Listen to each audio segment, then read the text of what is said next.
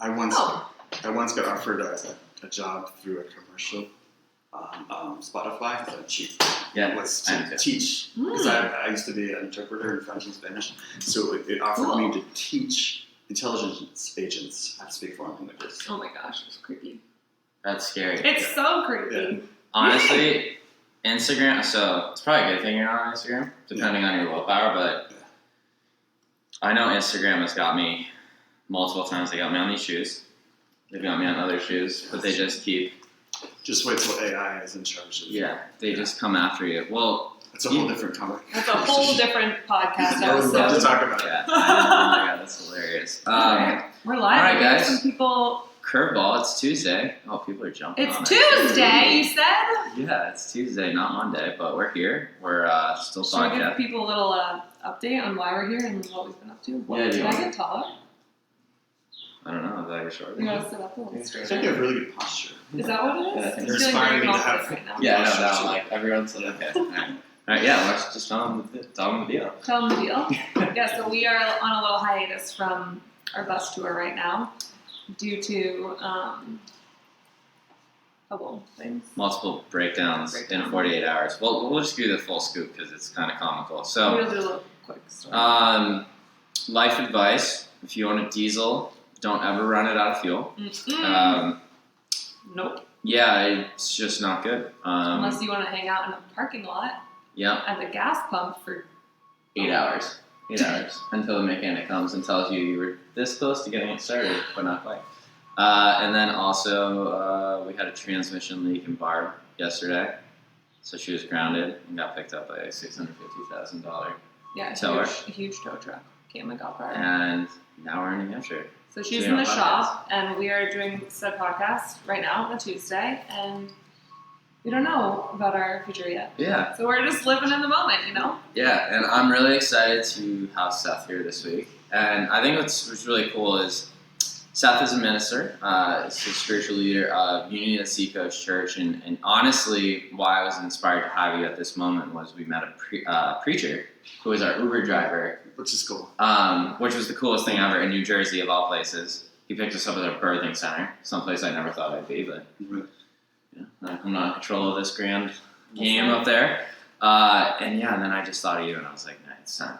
It's time. Yeah. So I'm really excited to have you on and just have you share your wisdom with the people. I'm very happy to be here. Yeah. Thank you for being here. Yeah, thanks for inviting me. Yeah.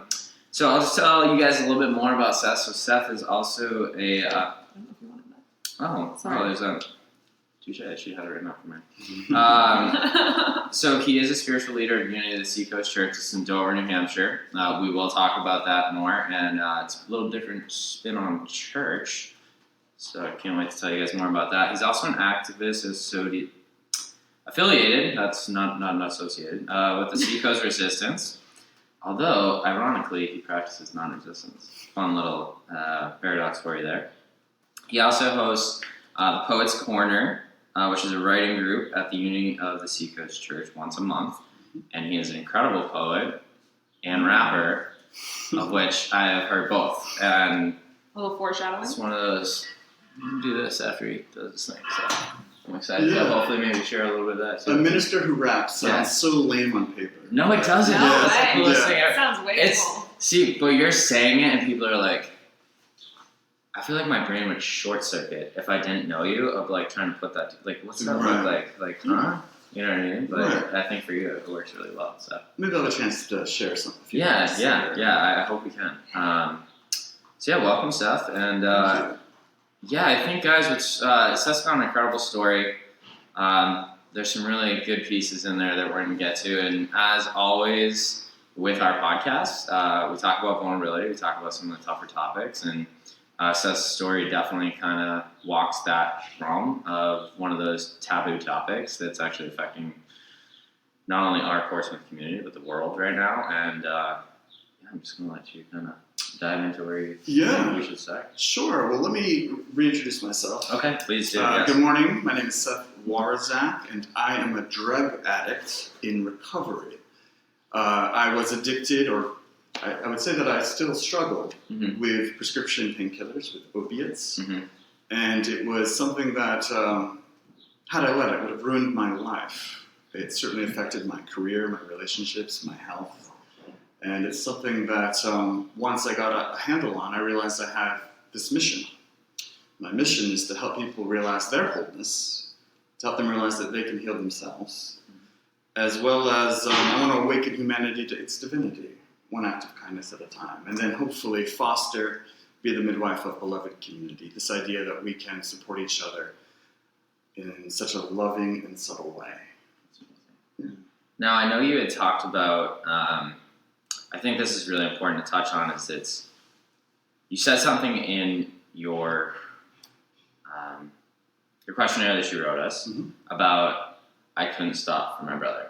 I couldn't stop for my wife. I couldn't stop for my son. So I think if you can dive into a little bit more about that and share whatever details you're willing to. Sure. That's important because, I think the thing I've learned is that you have to do things for yourself.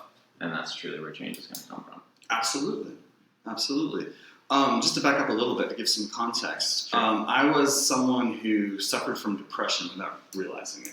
Okay. Someone who just would be a little bit low, be withdrawn, and I just couldn't shake it.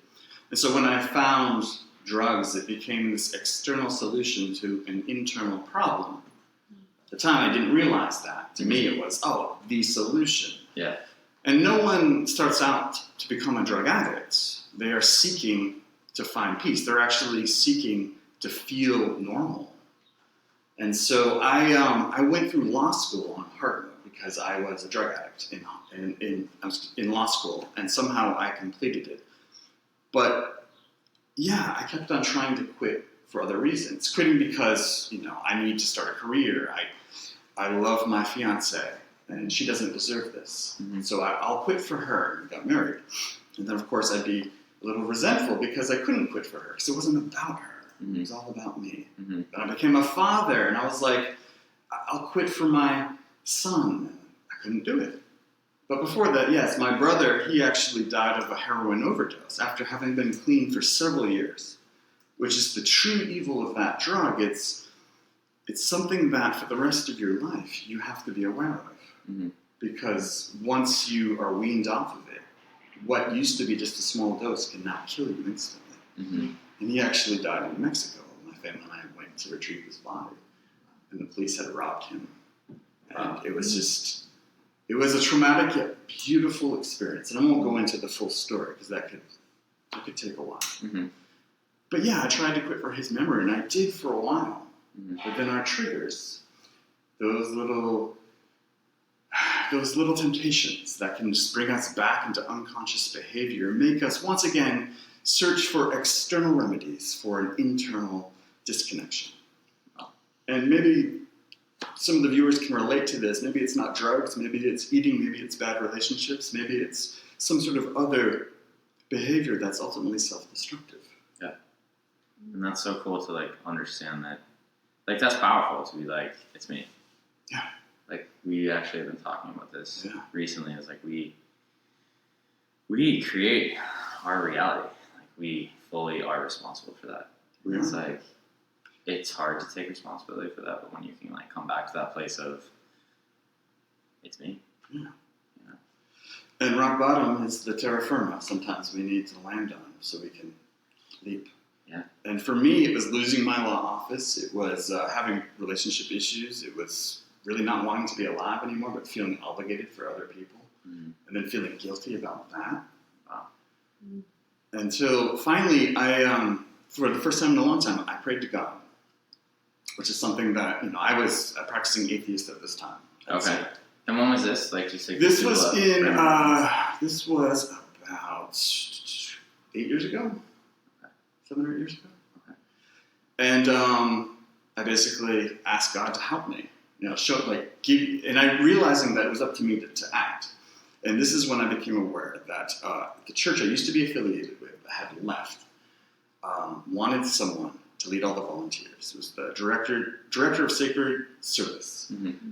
And the interesting thing is there was not going to be a minister. This was going to be a church without a minister because the church was looking for a new one. Okay. And I realized this was for me.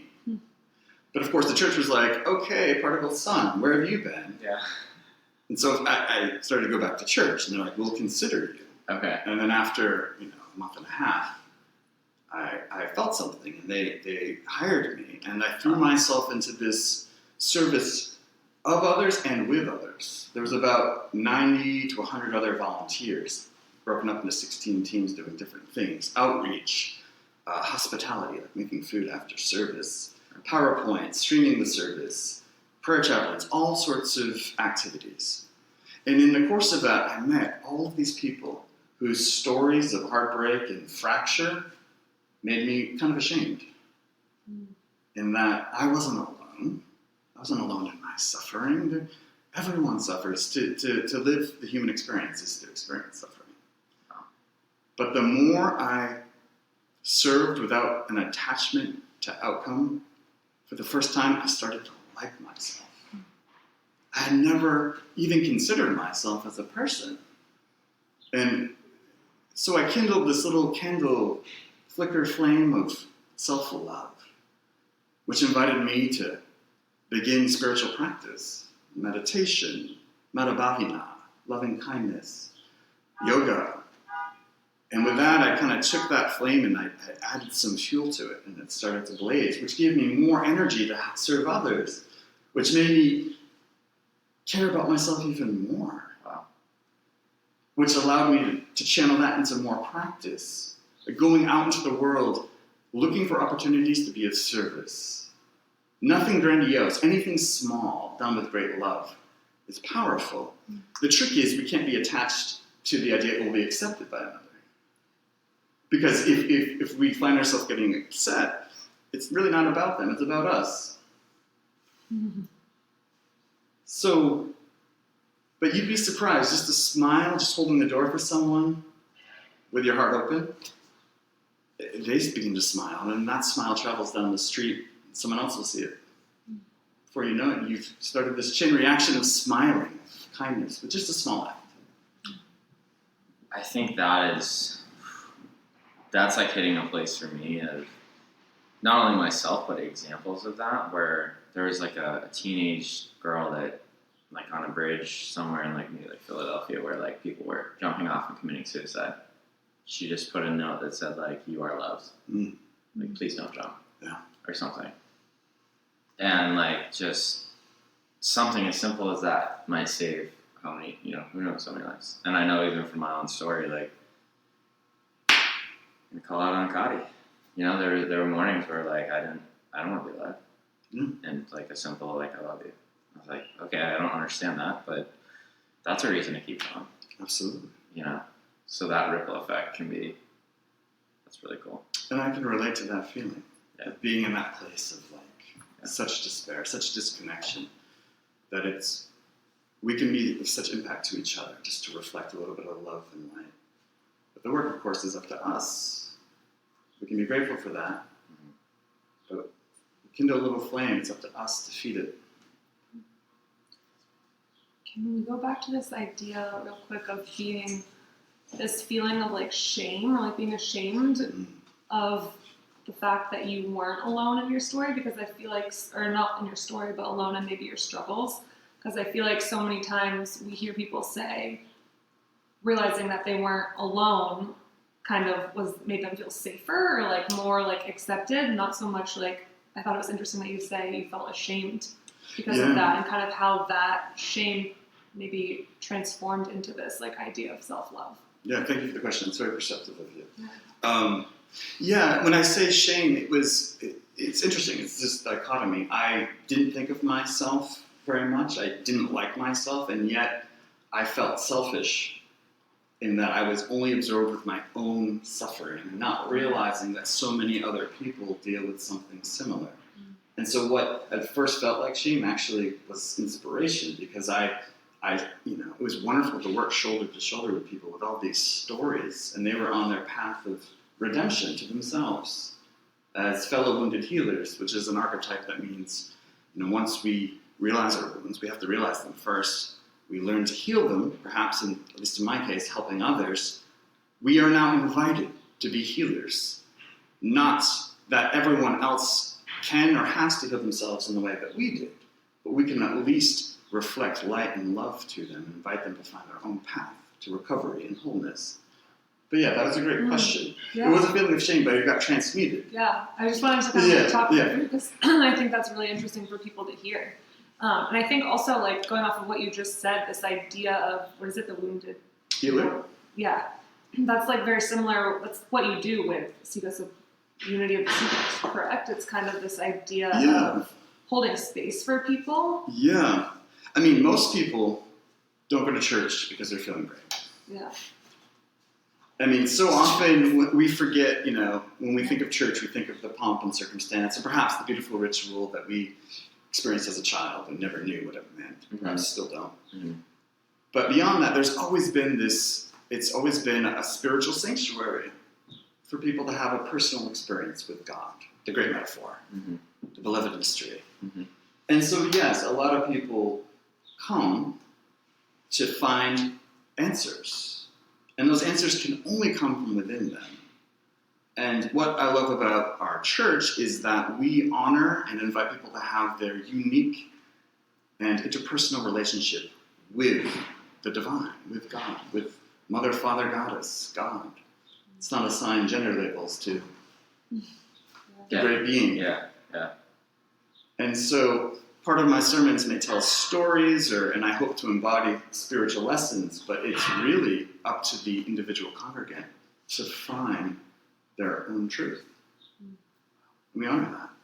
Yeah, I mean, I think as a speaker, right, I think something that's so cool about speaking to others or even sharing a story, Facebook Live, whatever it is, it's sometimes you get caught up in what's my content, which is important, but like you said, it's up to you to just speak from your heart, and then whoever's watching and needs it is going to receive what they need to receive. Mm-hmm. And that's literally out of your control and not up to you. Yeah, and I wouldn't want it to be up to me, because that wouldn't be really serving anyone, would it? No. That would be serving my ego. Exactly. Yeah. Oh, man. I think it's so cool, too, we talked about this before we started the podcast, this basically what you're saying, this idea of sharing your story and not telling other people what to do and hoping that they get from it what they need. And I think that's so, that's the first time I went was to see you speak, right? Yeah, I believe so. To hear your story. Yeah. And truthfully, that's the first time I went in there, I just started crying. Mm-hmm. I didn't even know why, but I think it was just the overwhelming feeling of just love and acceptance that was in that room was so special. And I think it'd be cool if you could talk a little bit more about maybe why you started this church. And also, we talked earlier about this is a long-winded question, but this idea of religion and spirituality. I think that's interesting for people to hear. Great questions. I'll tackle the last one first. So religion is the external observance of ritual and the letter of, they used to call it the law, because Mosaic law, the law of Moses, was the law of the land. There was no separation between church and state. So we still kind of call it the letter of the law. But basically it was reading the scripture with our mind, trying to understand what it meant literally for our external life. But spirituality is the internal, mysterious connection with these spiritual truths that are embodied in every great faith. They all point to us being aware of the miracle of our existence. They all invite us to be loving above all else. Awareness and love.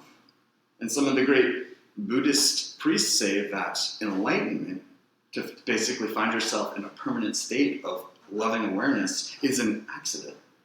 Anyone can experience it. It's just we practice to make that accident more likely. That's interesting. Yeah. So, but what's funny is I never intended to be a minister. In fact, I was just at my 25th high school reunion and everyone was cracking up at the fact that me, and I won't go into why they would think this is funny, am now a minister. But it was a time in my life where I had left the church I was serving. I won't get into the details, but let's just say I was holding on to something that was no longer serving me. Mm-hmm. And because I was attached to it, the lesson in leaving was more painful than I had to be. Mm-hmm. And so I was kind of lost. I was disconnected from my spiritual community. And this is when I began saying yes to everything, which is a powerful spiritual practice. Mm-hmm. I advise caution. I'm thinking and limit it, maybe try for a day before you. But during this time, I was invited to speak at the Seacoast, and I thought it went pretty well. But then, I didn't hear back. Mm-hmm. I think I invited to speak again. They're like, sure, discuss me later. Didn't hear back. There was no lightning and thunder and God speaking. But finally, someone called me. He was the guest speaker. And they called me Saturday night. And they said they were really ill. They couldn't do it. And they wanted to know if I would go in without any material and just speak. I was like, yes. I'm saying yes to everything. I said yes to that. And that, of course, led the community, because I did spoken word that I'd been working on, to consider me.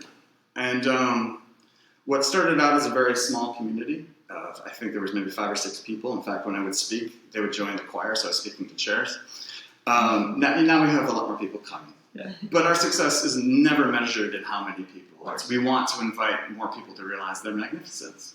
Whether they come in body or they tune in, our mission is to serve. It's not to become big or grand. So that's how it came to be. And here I am nearly 2 years later. Wow. I'm kind of like speechless with that. That's incredible. I think it's so special, the last thing you just said about it's about serving others, and about serving others is not necessarily the numbers. No. Like, it can be one person, because I'm trying to think of like an example. The bus. The bus? Yeah, some days so the bus, we drive around. For people who don't know, we get the bus to different locations for events, and so the events create community for women who are breastfeeding. And there's always a lactation consultant on there, and then either Amy, Bree, or Lisa, who are part of the pump sweating team, are there. And we have this conversation a lot, because sometimes they've had like 100 people show up for an event, but then sometimes there's only 4 people who show up in 2 hours. But it's like sometimes those conversations that they can have with those 4 people are more beneficial, life-changing, like whatever, than maybe one of those conversations with a group of 100 people. Yeah. So I don't know if that is a good example of what you were. Yeah, I mean, it's just it's a perfect example, because I've experienced the power of someone gave me a mirror to show me my magnificence. One person showed me that, and I was one person. And I look at like where I've gone through like a few acts of kindness, or even one, to make me realize like, oh, like I know for me the big story I had was depression, right? Same thing. I'm alone. It's only me. Oh my God, poor me. I'm suffering, and no one wants to hang out with me when I'm like this. It was like my story. And then all of a sudden, I had people that like were like, "No, come to the thing. We want you there." And I'm like, "Wait, what? Huh? What do you mean?" And like that one thing has catapulted me to where I'm at now. And like that's why so much for me, it's like I don't care who you are. And I have an ego, so I get lost sometimes. I'll openly admit that. I'm not perfect, but it's about trying to hold space for people to just see what they're capable of. And it's truly, my belief is it's anything. You can accomplish anything. And I think when people mirror back like an older version of myself, where they're like, oh, I can't do this, or I'm not good enough, or all these things, like it pains me. And I think that shows up as it's easier to show frustration and anger than sadness, but like you can do anything. You are like, there's just so much bullshit in the way for all of us. And even I'm constantly trying to convince myself of that stuff. Sure. It's always to, I don't want to say what's next, it's about, but like, what's blocking me from doing that big thing that I think I can't do, And it's like, we live in this world where I just want to see people elevate. And we can help them by elevating ourselves. And I mean, that's actually, well, it's a good segue, I believe, to the work we do with the Mankind Project. Yeah. So, I don't necessarily know the question, like, how did you become involved in that? And maybe talk about what you'd like to share about it and the impact it's had on not only recovery, but healing those wounds. Adam, who I don't think you've met yet, he now lives in Bali. Oh, wow. He'll be back this summer. You'll meet him. Okay. Interesting guy. I won't go into. He's Yeah. a fascinating person. I knew that he had a men's group. I knew that Sam was involved, and Nathan, and I knew both of those guys. And so I asked him about it a couple times, and finally he invited me.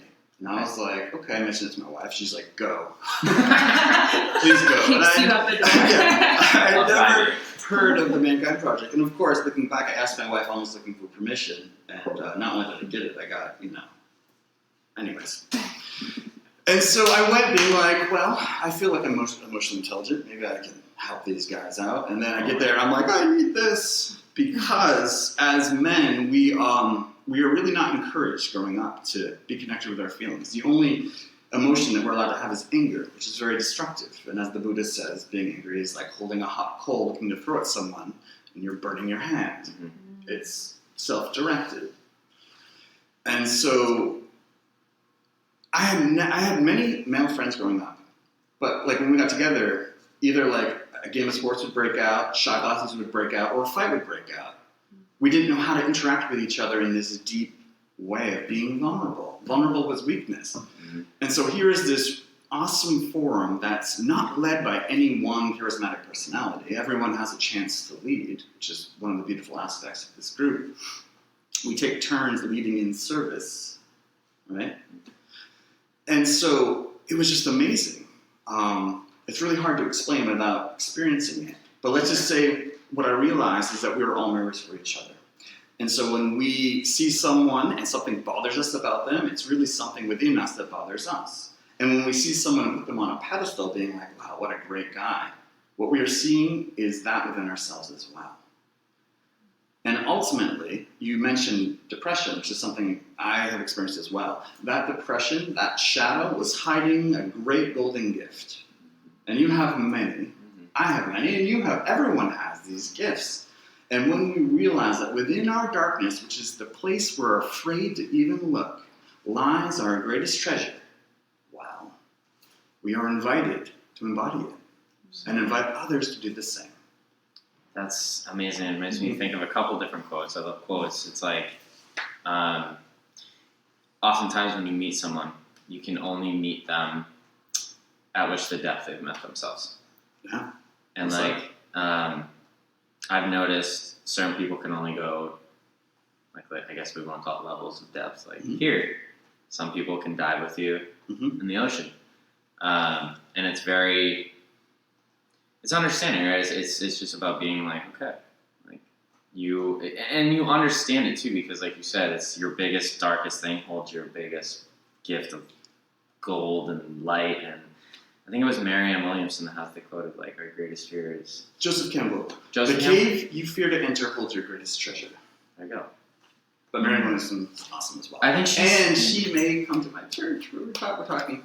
Really? I would rent the space downstairs because she's a big draw. She's such of course. I love the divine feminine in that woman. Yeah. She's so powerful. Yeah. We need it.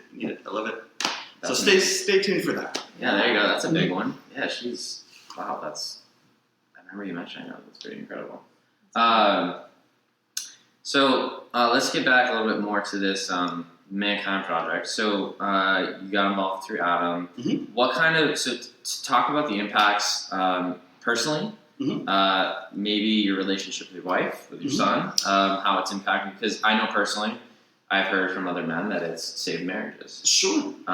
So it's like how, and I want to bring light to that because it's, I don't want to say I've hid it, but I haven't like publicly spoke about this, but it's a treasure. It's been super impactful in my own life, and I'd love to hear kind of the impact and have you share that with the audience. And yes, it's true. It's helped me and many other men with their relationships. But of course, what it helps is our relationship with ourselves. And once we can align that, once we can heal that, of course, we are a better partner, a better father, a better son, a better worker, a better human being. And so, we cannot love someone unless we love ourselves. Cannot like someone unless we like ourselves. So I think this group is really powerful in that all of your work is self-directed. Any man may pass, meaning you don't have to go when you're there, you don't have to participate. But there's just this power in fellowship, in connection. I do want to add that there is a women's group called A Woman Within. led by Kodo's wife, Donna. Okay. If anyone's interested, I don't want to make this sound like it's just for men. In fact, part of me wishes it wasn't just for men, but a bigger part realizes that men need to learn how to be vulnerable with each other. And having women there, it's not to blame you ladies, but like it's us. We have a problem with that. Yeah. So, but I look forward to like perhaps in addition to our groups, having something that's a little bit more inclusive. That's so interesting.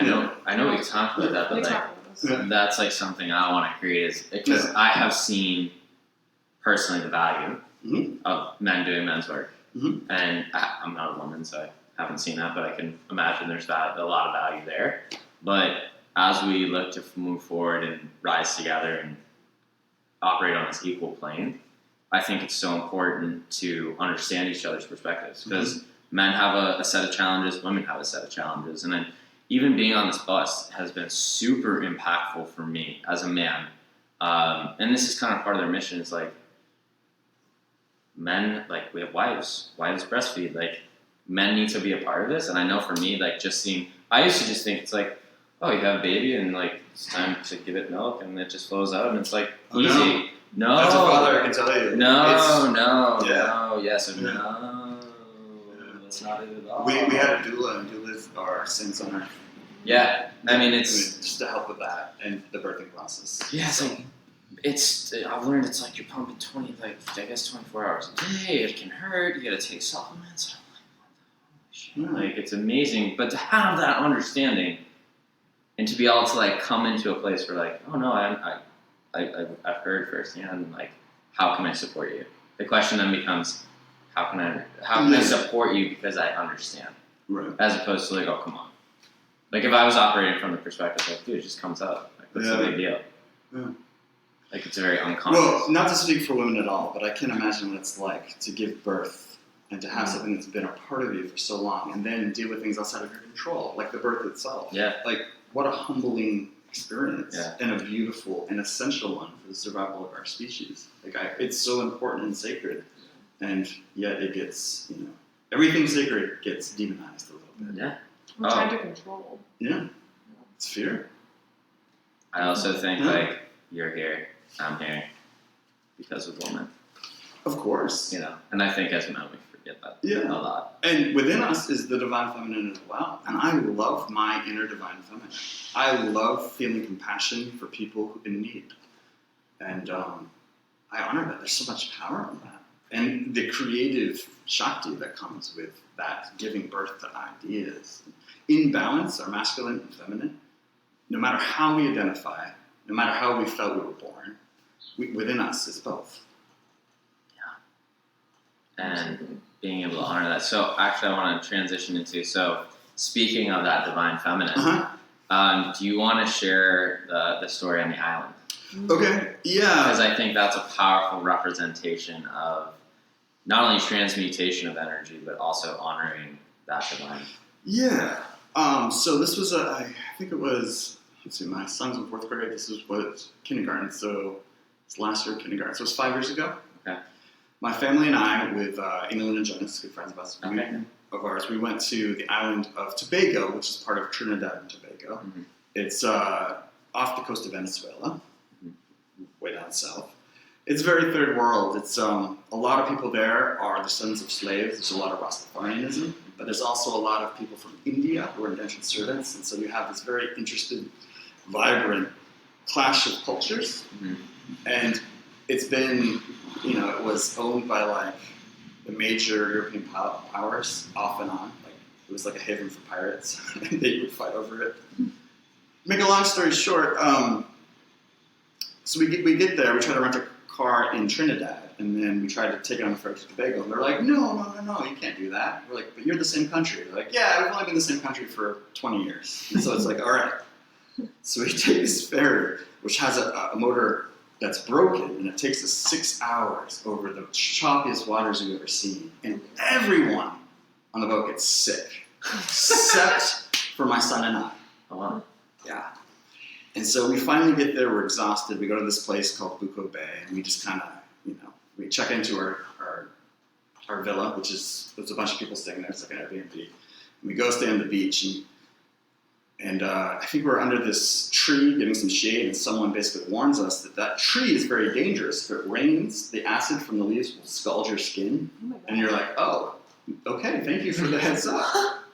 Later on, we learn, like, if you swim in the water, there's something called, I forget what it's called, but it has spines on it.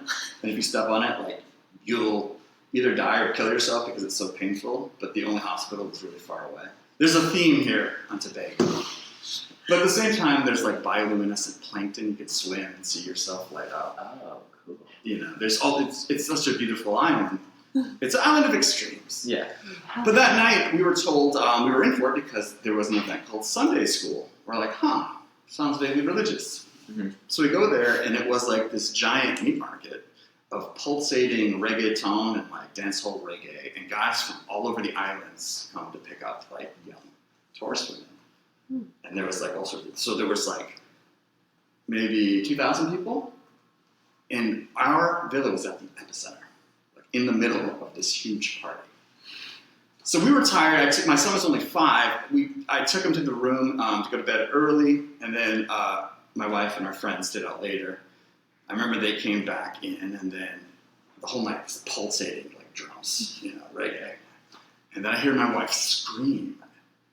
I hear her say, "What are you doing here?" And I look up and I see a man with, I also was a silhouette of his dreadlocks. He was big, and he was right near my son's little cot. My son was only 5, and the animal takes over. And I remember tackling him and then fighting, not realizing that I was like holding him there. And he's like punching. At one point, my wife tries to help me. He punched her, and I get really angry. And then the blood gets in my eyes. He hits me with something sharp. I remember like him dragging me into the kitchen, not letting him go. And he finally escapes, and I'm just covered in blood. And he had broken my nose, and he had broken a bottle and stabbed me several times in the head. I still have some scars. And so this was our first night. And the whole time there was pulsating reggae, so our friends on the hall couldn't hear. Oh, wow. But then they came out and they see me, and this is like a shock. And then my son witnessed the whole thing. And so the ambulance takes my wife and I to the hospital. And I just remember the nurses thinking I was Norwegian and speaking English about me. Like sitting in the bed. And just, being in it. But I remember having compassion for them because they were upset that this happened again to someone else. Evidently there's a lot of violence. And this guy got away with my wife's smartphone. That was the only thing he stole. Mm-hmm. And that was why he was there. Cover of darkness. My wife's a really light sleeper. Yeah. He was just there to rob us, not to hurt us. But I forced him to hurt me. Yeah. So there we were, and the question was, were we going to leave? No. My wife and I decided, we've been setting up for vacation, we were going to stay. And before coming, I had these 3 desires, very shallow ones. I wanted to do yoga every day. I wanted to swim in the ocean with my son. And I wanted to try some of the local brands of rum. And I could do none of those things. Because I now look like a mummy, and that my face was all wrapped up with bloody bandages. And my doctor was from Cuba. I still have the paperwork for my visit. It's 1 paragraph. That's it. And we were set on our way. And so we took off from Buco Bay and went to this other place called Pescara, which was really nice. And during the stay in the hospital, I certainly communed with God. I will call the metaphor God. And I realized that I had already forgiven this man. It wasn't personal. Yeah. It was business. Yeah. But may he find the error of his ways. May he find wholeness. May he connect with something. May he not die a miserable death after living a miserable life. And so from then on, I was on this mission to meet the real Tobago, looking like a mummy in bloody bandages. So we went to the beach the next day. I introduced myself to everyone on the beach. And it's easy to start a conversation when you look like that. Yeah. And my intent was not to make people feel bad. I was hoping to connect to the loving heart of this place. Mm. And I did. People were horrified, but they were very grateful that I would introduce myself. And I got to meet people. And I talked to everyone I could. I got to meet Rastafarians, and we talked about deep spirituality. And, little kids who would just, like stick their tongue out at me because I looked like a monster. And I loved it. And their mom, their mothers and everything. And eventually people would already know who I was. Oh, you're the crazy guy who's like introduced himself to everyone. Well, this went on for several days. I began to heal. I even got into the water once, but the water's not very good for swimming because of all those puffer fish that can kill you and very choppy. Super casual. But eventually, almost towards the end of our vacation, word came that we were staying in Castara. The Minister of Tourism for the entire country from Trinidad was coming to speak, and it was open to the public. So my friends and I, we went there, and I got on TV, looking like a mummy. And I got to tell my story, but in a way that was heartfelt and not condemning, but inviting a better tourist. This idea of like we need to look out for each other. Yeah. You have such a beautiful place. What can we do to make this safer? Wow. And then after the meeting, after I got to speak in front of everyone, the government of Trinidad and Tobago offered to pay for our vacation. Wow. That's so cool. Yeah. Wow. So That's super impactful though. So we can co-create our reality. We are not in control of what happens to us, but we are 100% in control on how we respond to that which is out of our control. Wow. And when we respond with love and openness and abundance, we receive love, openness, and abundance. So what do you think prepared you for that, like, moment where you have to be like, because most people would be furious, right? And angry and want to lash out and complain and create chaos. But like, what was it? Do you think there was something in your life that prepared you for this ability to turn that all on its head and say, no, I'm going to come from a place of maybe gratitude even? Well, I had been serving in the church at this time. I mean, I had cultivated a spiritual awareness. And I'm not going to pretend that I didn't have these thoughts, particularly when it came to my son, like worried about him and my wife. Like, you punched my wife. What's wrong with you? Mm-hmm. But beyond that, there was this gratitude. My son's okay. My wife's okay. Prior to this incident, my son had this joke when I took him for bed. He'd be like, I don't love you, Dad, and then laugh. And ever since then, I love you, Dad. Yeah. Oh my God. So I have, when something happens, by all means, feel what we feel. But if we can find the gratitude for what we still have, it's powerful. Well, it's like, what I want to ask here, like, it's just like, I'm, maybe you can't even put words to it, but just this ability to not only identify and feel probably the, like, I guess if we want to label them bad emotions, but anger, fear, fury, rage, and to like just transmute that and make a conscious decision and like see the beauty in that. Like, can you put words to that? Like, I'm like trying to, like, the capacity. I mean, we all have the capacity to do that. We do, but I do like, think there's a danger in trying to surrender too quickly. Okay. Feeling like we're on a spiritual path, so this shouldn't bother us, and I accept. I surrender. Yeah. And you haven't. No. And you haven't done anyone a favor. You No. have it's metaphysical malpractice. Yeah. Feel what you feel. Yeah. It's okay to be human and have anger. Yeah. But let's not identify with the anger. Let's not become the anger. Okay. The anger is not us, but we feel it. Right? So no, 100%. It's just I'm just mesmerized. Even reading it, but just hearing the story, it's just powerful. Yeah. Well, It's an example. It's like a beautiful example. Comes back to this, like, I feel like this has come up a lot for us recently, this idea of like, okay, so this happened and I'm angry, and I'm going to accept that I'm angry, but now I'm going to let down that resistance towards the anger and towards what it could possibly create within me. And because that resistance, again, like you said, holding the hot coal, like, that's just burning you from the insides out.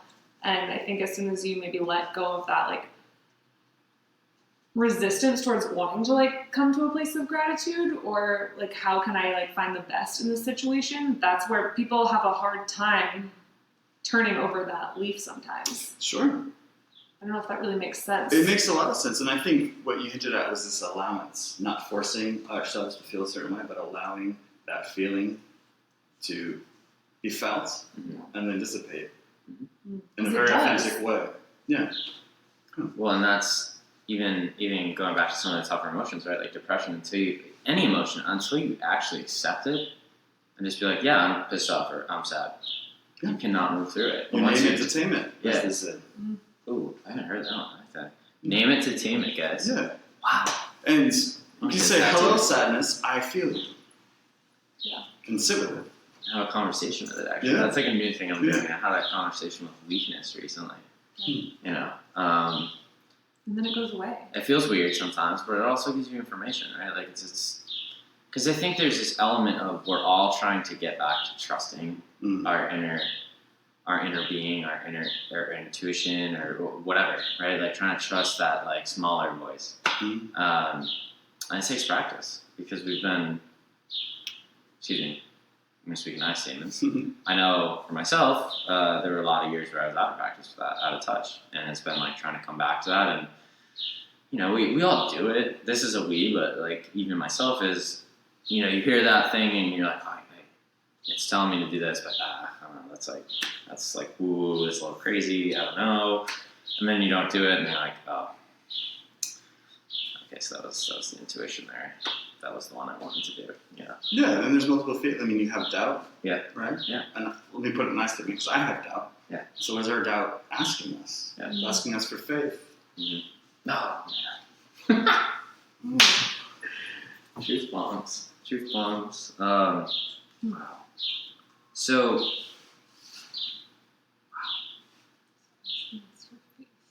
I want to sit with that, if that's okay. Yeah, we both need to hear that. Yeah. I think it's amazing. I want to call this out as like when we're on this podcast, how more and more this becomes an arena of, like what you said, it's a healing arena. It's us being able to hear what we need to hear. And as much as I just have to admit this, as much as I want this to be for others, it's for me. I think it's the thing. It's not the only reason, but it's just this like fuel of like, yeah, this is why we do this. Because I know I don't feel like rainbows and ponies every time I go to do a podcast. You know, like I'm human, I have other emotions, and then it's like, I feel like it's been like where there's the most resistance. Then I hear what I need to hear, and I'm like, oh, yeah. There's a lot of power in that vulnerability. To be honest about, like, I don't feel like being here, but here I am. And it's okay to benefit and also extend the benefit. If we can all win in our endeavors, what a world.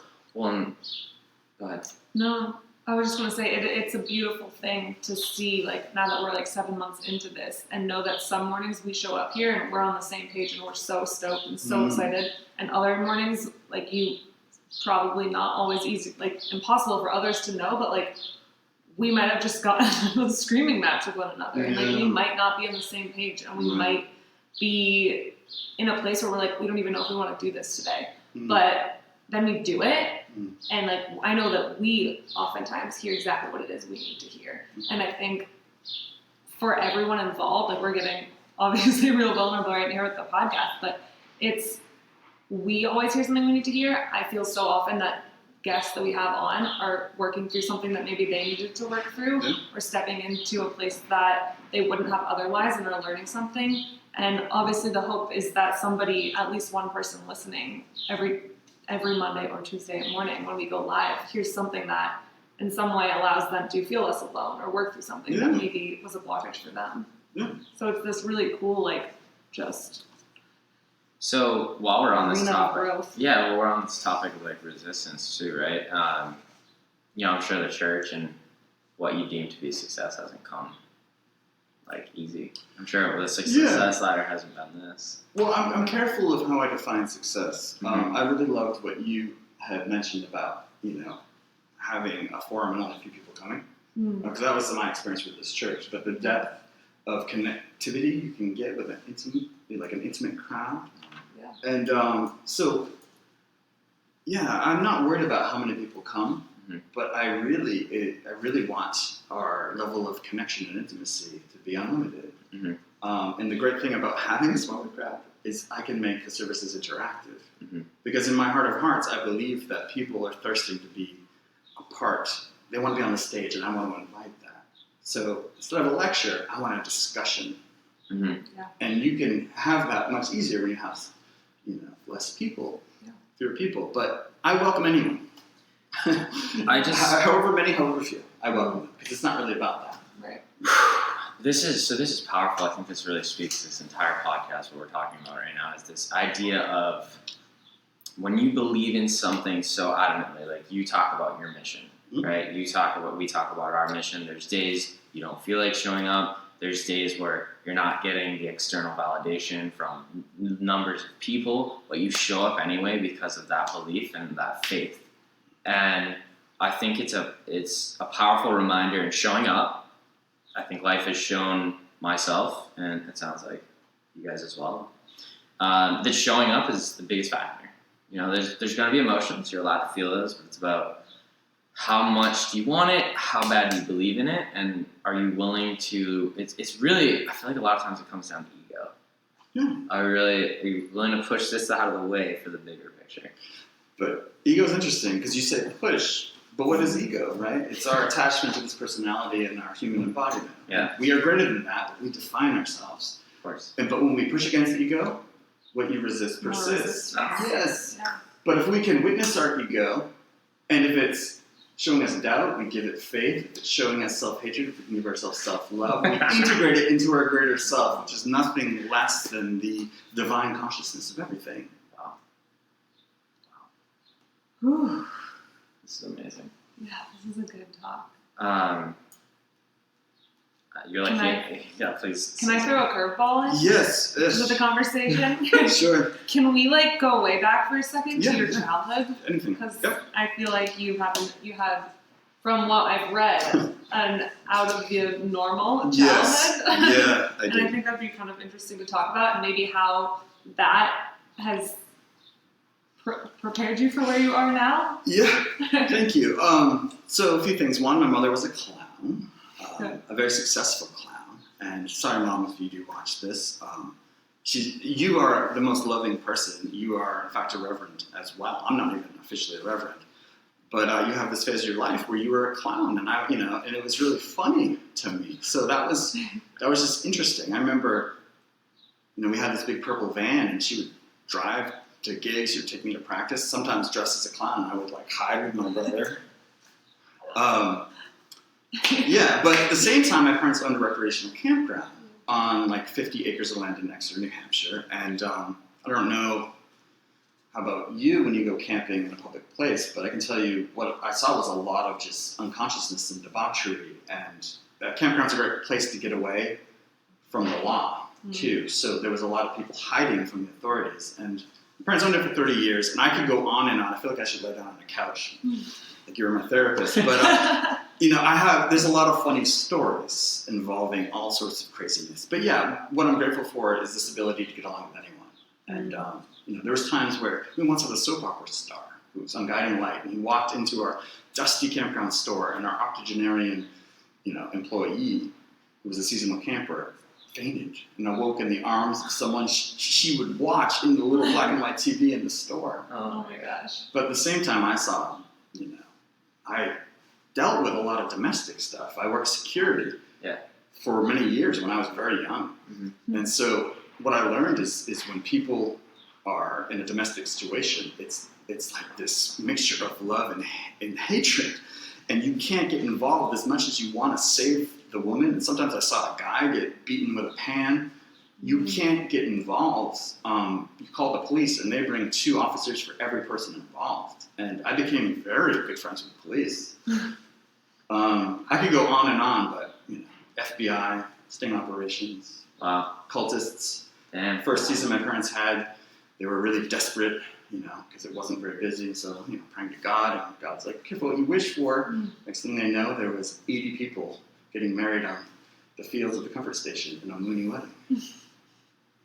So, and that's just a tiny fraction of what I was exposed to. Yeah. But I am grateful for just being able to connect with all facets of humanity. Well, it's interesting though, if you look back, even just explaining that experience, how it was a campground, but I can't get in your parents' head and say what the intention was, but it was to still somewhat bring together a community. Absolutely. And I fondly remember the 70s. I mean, I was young, but anything went in the 70s. Yeah. During the weekends, my father would put this big pole in the ground and grease it and put like a $50 bill on top and just leave it there. Can you imagine doing that nowadays? That'd be so awesome. I'd love that. That's just such a good human experience. Sean would go after that. Yeah. 100%. I'd be on that for hours. So I have a book in me to co-write. And I've done some storytelling. This was on WSC. I told a story with my mother about the time where I was 14 years old and sent to the store with a picture of someone when in the middle of a sting operation. This person was knocking over drugstores, and I had a code word to call for the police dressed as campers to come intercept him. And she gets to tell her version, I get to tell mine. We tell the story together. Oh my gosh. So that's just one example out of many things. But that's amazing though. Like, Yeah. It's funny too because like those, it's our conditioning, right? That helps affect your behavior moving forward. And I just think it's so cool to hear that and understand that there's like this aspect of you can get along with anyone. You can, once you found it for yourself, you've already learned how to give it to others. You know what I mean? And support and give space. So it's cool that that's transformed into what you're doing now. Yeah, in your own thank you. life. Yeah, no, I'm grateful for like a social intelligence that makes me very flexible to deal with anyone. And now with my spiritual practice, I can behold the light within them. And sometimes it's hard. Of course. And then I can say thank you, great test, guru, petty tyrant. Because I saw what was in me still. Yep. That's a powerful practice. So I know we also talked about how you have a poet's corner. Yep. I know that's very near and dear to your heart, Yeah. a passion of yours. Yeah. So why don't you share just a little bit about that, and maybe if you guys are lucky, you'll spit some rap. I need to thank Shane Morris. Sorry, I'm messing up your last name right now, because he actually had it in this building. It was part of Wrong Brain. I don't know if you're familiar with Wrong Brain, the artistic community. No. We got to talk after. Thousands of people loosely affiliated with their artistic expression, based in Dover. They've moved from this building. But that's where we would meet, and then Wrong Brain was moving, and so I have this space, and I still have this space, by the way. And my invitation to anyone is bring your creative expression, bring your alignment to a spiritual depth. It does not have to agree with me or mine. It does not have to be religious. It can be all of you. But let's co-create this community. And so every fourth Wednesday, 6:30 p.m., I invite poets of all different styles and ages, and we share. And it's a kind of a workshop in that it's not that we help each other. It's more like we ask each other questions so that we can individually get more in touch with our art.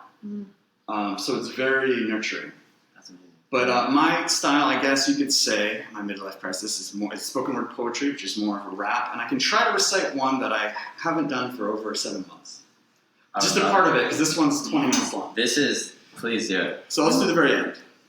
I divine a prophecy that someday we'll write a much better story, and we'll learn to love ourselves more fully and treat each other accordingly. If we plant the seeds, gradually, eventually, you'll see, we'll create a remedy to global hostility and conceive a recipe to feed the hungry, and weave a strategy to heal poverty and rise civilly to seize equality. I messed it up. No, that's all right. That was That's good. so cool. That's all right. I love that. That's incredible. Okay. Right.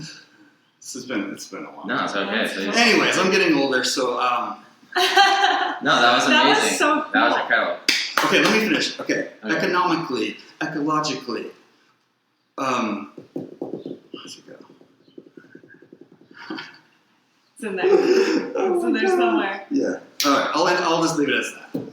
But I do love the ending because it ends, we can make America grateful again, morally. Oh. Yeah. Ooh. Yeah. Okay, I can see why everyone finished. Yeah. That's Yeah. important.